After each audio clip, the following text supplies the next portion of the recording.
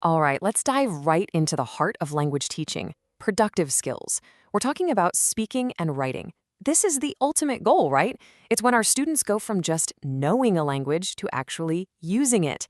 But for us teachers, fairly and effectively grading these skills can be one of the biggest challenges we face. So let's break down how to get this right. This is the fundamental question that keeps every single one of us up at night. It's not just about knowing grammar rules.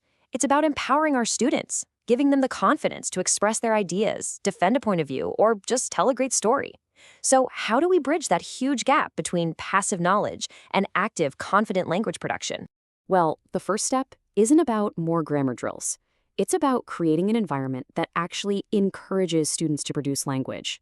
According to the education expert Jeremy Harmer, this all comes down to carefully designed activities, where the teacher's role is totally different from the traditional one. The key here is variety and authenticity. We need to move beyond simple exercises and get into things like role-playing a situation or designing an ad, things that push students into real communication scenarios. Even a simple task like describe and draw, where one student describes an image for another to sketch, forces them to use language clearly and effectively. The goal is for them to actually do something with English. Now, during these activities, your role as the teacher changes dramatically. You become a prompter, gently nudging students when they get stuck without jumping into the conversation yourself. Think of it like tossing them a lifeline, maybe a single word or a question, just to keep the communication flowing. And then afterward, you become an assessor, observing their performance, noting their progress, and figuring out what to focus on next. So, once your students have produced some language, how do you grade it? This is a critical step. The work of H. Douglas Brown outlines two main approaches that every teacher needs to master, especially if you're prepping students for high-stakes exams like the IELTS, holistic scoring, and analytic scoring. First up, we have holistic scoring. Imagine you read an entire essay or listen to a student's full answer, and then, based on your overall impression, you give it a single score, say a 5 out of 6. You're not dissecting every single grammar mistake or vocabulary choice. You're evaluating the overall effectiveness of their communication. On the flip side, analytic scoring breaks the performance down into specific components. You might have separate scores for fluency, vocabulary, grammar, and pronunciation. Each criterion gets its own grade, and those scores are then combined to get a final mark. So, which one is better? Well, the answer really depends on your purpose. Holistic scoring is often perfect for summative assessments, like a final exam. Meanwhile, analytic scoring is ideal for formative assessment because it provides the detailed feedback students need to actually improve. The biggest advantage of holistic scoring is speed. It's fast, and when scores are well-trained, it's incredibly reliable. Most importantly, it focuses on the overall success of the communication, what the student can do, not just the mistakes they've made. But here's the major drawback. A single score doesn't tell a student why they got that score. Was their grammar weak, but their ideas were brilliant, or was it the other way around? It doesn't provide clear feedback for improvement, and that's a huge missed learning opportunity in a classroom setting. And that is exactly where analytic scoring shines.